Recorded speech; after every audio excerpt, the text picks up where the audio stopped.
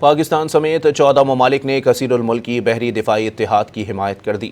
سعودی عرب کو مجوزہ بحری دفاعی اتحاد کا بانی ملک اور ہیڈ کوارٹر کا میزبان مقرر کر دیا گیا۔ سعودی عرب کی وزارت دفاع کی میزبانی میں 43 ممالک کے چیف آف اسٹاف اور ان کے نمائندوں کا اجلاس ہوا۔ بحری سلامتی کے فروغ اور بین الاقوامی آبی گزرگاہوں کے تحفظ اور عالمی تجارت کو درپیش خطرات سے نمٹنے کے لیے کثیر الملکی بحری دفاعی اتحاد کے قیام کی طرف پیش رفت کا جائزہ لیا گیا۔ سعودی عرب، پاکستان، قطر، کویت، بحرین، بنگلہ دیش سمیت 14 ممالک کے مشترکہ اعلامیے میں اتحاد کے قیام کی حمایت کی گئی، جبکہ اس سے متعلق طے پانے والے اتفاق رائے کا خیر مقدم بھی کیا گیا۔ اجلاس میں تجارتی جہازوں، توانائی بردار ٹینکروں اور بحری بنیادی ڈھانچے کو لاحق بڑھتے ہوئے خطرات کا جائزہ لیا گیا۔